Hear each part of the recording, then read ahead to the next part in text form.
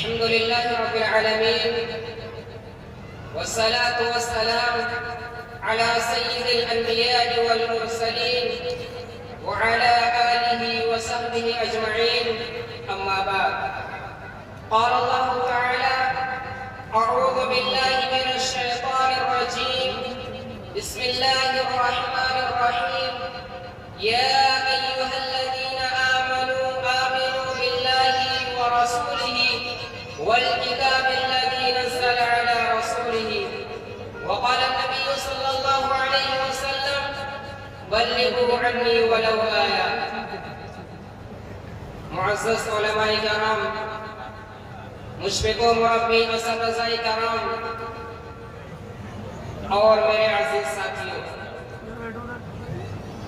موضوع خطابت ہے قرآن مجید کے حقوق.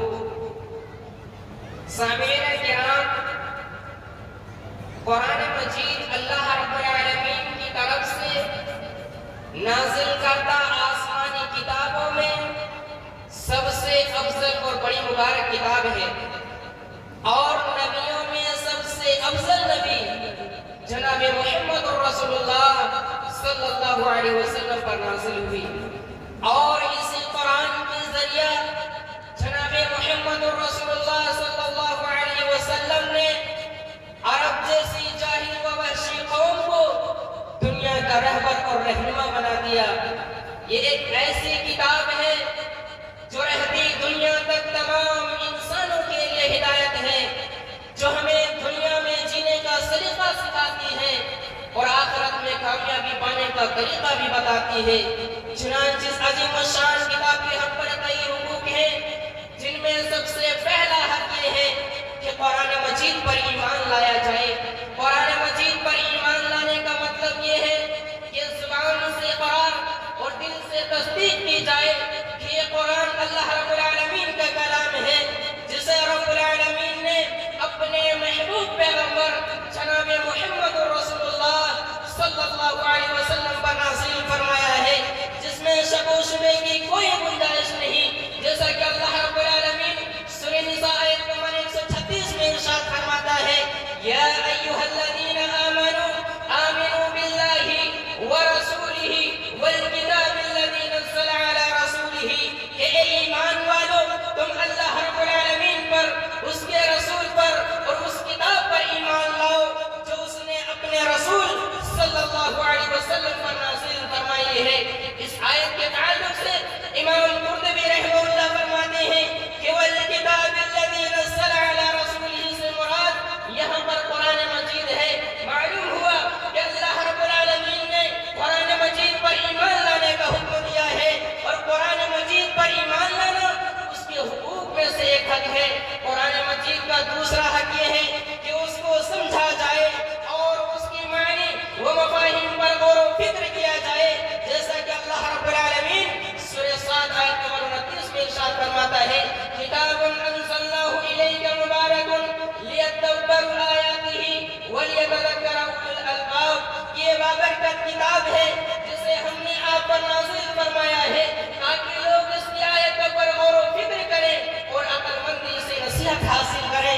سامعین کرام، معلوم ہوا کہ قرآن مجید کے نازل ہونے کا ایک بہت بڑا مقصد یہ بھی ہے کہ اس کی آیت کو سمجھا جائے اور غور و فکر کیا جائے، اور آیت کی روشنی میں اپنے آپ کو دیکھنا چاہیے کہ قرآن مجید میں جس چیز کا حکم دیا جا رہا ہے میرا اس پر عمل ہے یا نہیں، میں شریعت کا پابند ہوں یا نہیں، میرے ایمان میں مضبوطی ہے یا نہیں.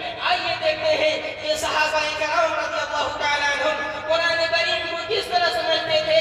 حضرت عبداللہ بن مسعود رضی اللہ تعالیٰ عنہ فرماتے ہیں کہ جب ہم میں سے کوئی آدمی 10 آیتیں سیکھتا تھا تو اس وقت تک آگے نہیں بڑھتا جب تک کہ اس کو اچھی طریقے سے سمجھ نہ لیتا اور اس پر عمل نہ کر لیتا. یعنی صحابہ کرام رضی اللہ تعالیٰ عنہم اس کو خوب اچھی طریقے سے سمجھتے تھے، پھر اس پر عمل کرتے تھے، اس کے بعد آگے بڑھتے تھے. قرآن مجید کا تیسرا حق یہ ہے کہ اس پر عمل کیا جائے. یعنی قرآن کریم جس چیز کو کرنے کا حکم دے اسے کریں اور جس چیز سے روکے اسے رک جائے.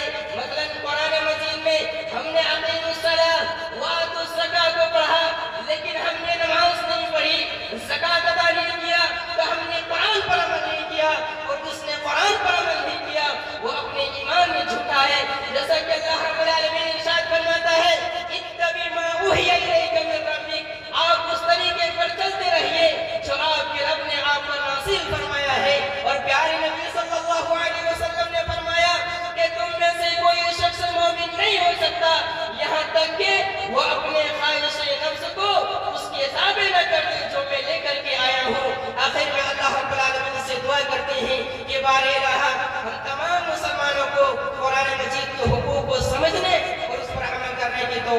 فرما آمین وآخر دعوانا الحمدللہ رب العالمین والسلام علیکم ورحمۃ اللہ وبرکاتہ